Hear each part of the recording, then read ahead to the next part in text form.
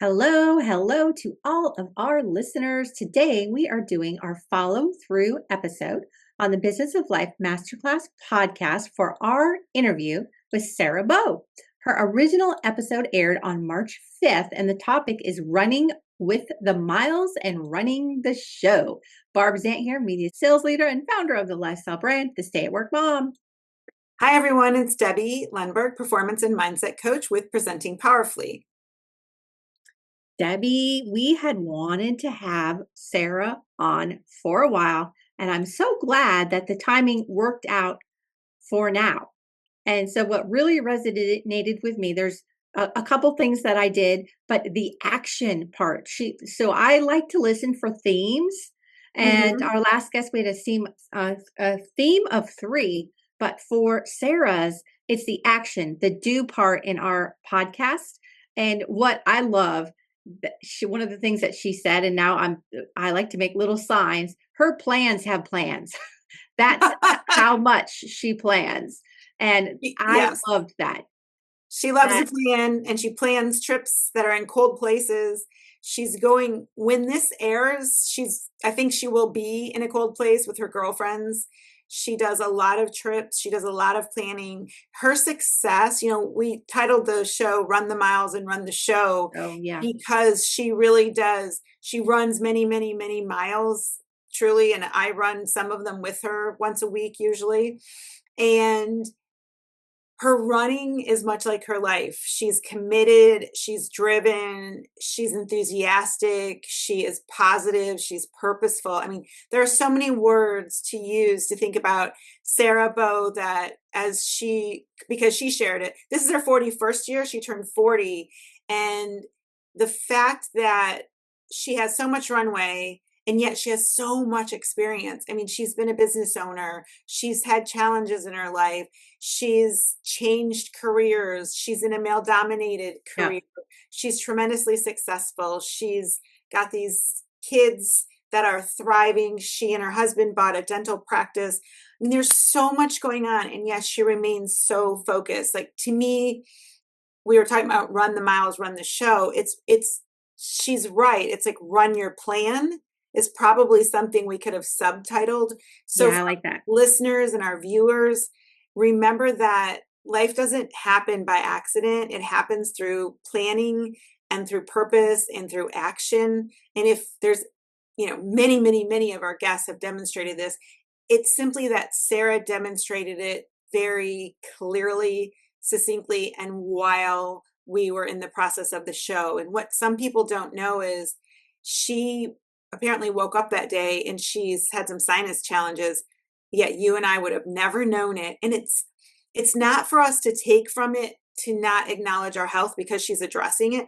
It's to say that sometimes these things get in our way, but if we let them, they become our excuse. Sarah doesn't let them become her excuse.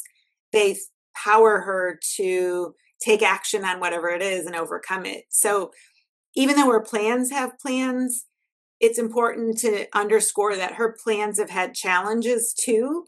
And in each of those, she's faced them head on with purpose and quite successfully, really. Yeah. And she has a village of women. So she has that group for herself. Another thing that I wrote, and we have talked about this even from our first season, is eat that frog. I like to say do the worst first. And she is big on stop procrastinating and do the work. Yes. And like you said, it's not only do the work, it's do the worst work first. Yes. And while Sarah didn't say it, you know that I'm a proponent of it. It's like when you do the worst, you get rewarded because it's out of your way. And so if you do the worst thing first, it will free you for the rest of the day. If you do the worst thing last, it will overshadow everything in your day. And often we procrastinate so much, we say, oh, I'll put it off till tomorrow. And so we're creating that procrastination, dread, that almost fear-based decision-making, where when you do the worst first, you've done a conquering concept, you've created your own opportunity, and you've not only faced it, you've challenged it, you've overcome it. Or if it leads you down a path that you don't love, you work through it. Yeah. So I think about that with her talking about if she's going to run a marathon. So I'm curious if she is. She indicated that she may do that with a coach after the show aired. She shared that with me. I don't know yet. So I know we're doing our follow through and I wanted to have the answer. My gut and guess says she will, because she doesn't want to miss out and she doesn't want to not have a plan in place to keep moving forward. And she's so incredibly driven. She's so incredibly successful. I mean, I've said it already, but it's wonderful. She's part of our Tune In and Tune Up group, and her voice is very welcomed because she keeps things going in the group too, because she keeps thinking about it afterwards to perpetuate the success and the learning. Yeah. And she was a past trainer. And so her theme was just begin, and the rest is easy. Put the shoes on. Yeah, Put but the shoes on. get up, put the shoes on. I really think, and I hope I'm not misspeaking. I think one time she told me, if I'm recalling correctly, that somebody was having a hard time getting the shoes on after they got up, because I said to her one time, really though, you have to get up, like, wake up, get up, set your alarm, get out of bed. And I believe she told somebody to sleep in their shoes once. And if I'm wrong, then I envisioned it, but it seems like something that she may say to somebody, you know what, no excuses, get your shoes on and just sleep in them. I could Yeah. see Sarah saying that to a friend or to a client when she was a trainer. And I can tell you that the other reason we chose that and share with our listeners and viewers and our life learners, the reason we said run the miles and run the show is Sarah also covers a ton of miles in her vehicle for the Yeah. work she does with Port Consolidated. And she utilizes that time. We didn't talk a lot about this, but she utilizes that time in the vehicle to call people, to strategize, to listen to things, and to still be learning. And if we haven't learned 100 things from her already, this is the 101, is take that time that you have, windshield time, or I say, on a plane, and instead of simply sleeping or playing a game, you may want to listen to a book or, write a note to a friend. For her, it's talking on the phone. And one of our other running partners talks to her a lot. And she said, we'll just conference you in, Debbie. So the other thing that I picked up on, even though I know her well, it was so impressive in the interview, was she's very inclusive. She wants to cheer on other people and be Oh, around yeah. people for their success. And I'd shared before, she's a much faster runner than I am. She can maintain a faster speed, but she doesn't act ever as though, or she hasn't ever to me, and I doubt she has to anybody else. She doesn't act like she's running slower to run with me. She positions it that she's doing something to shake out her legs or to do that. She has purpose with it. And I thought it was really funny because since you and I talked about our songs, I've changed my walk up song to Eminem. And I always call it One Shot, but it's really called Lose Yourself. And then she said that would be her walk off music, I believe, which I had no idea. That's so funny that in all of the things, I didn't expect her to have a Taylor Swift walk up with Yep. Look What You Made Me Do. But that's also something for us to think about. It. People can drive us to do things. Are we letting them drive us to do positive things or negative things? And certainly with Sarah's voice, it seems to be very positive and accomplishment based. I guess I call that positive, but perhaps a better way to say it is she's driven to do things to get things done. So, Yep. And and then both of also, those songs are favorites of mine. and help others and pay it forward. Mm-hmm. And so I hope I'm a positive influence on others and getting things done.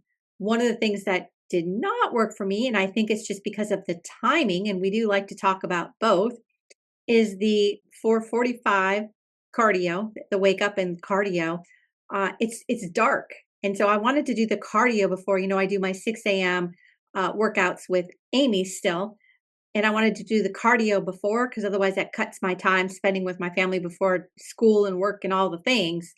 But it is pitch dark, and I don't feel all that safe alone doing that. So I started doing my stairs a little bit in the morning, but now then when I think I'm like, well, 4:45 is the old 3:45. I'm like going to go back to doing that a little bit later. So something about the fours, I'm fine getting up in the fives. The fours, it's just that number that throws me off.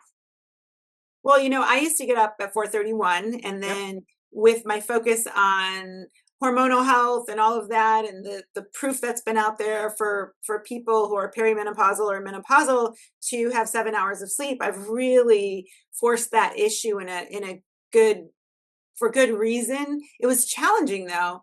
So to Sarah's 4:45, I'm doing that on Monday and Wednesday when I run. So I'm not doing it every day because I've been getting up at 5:01.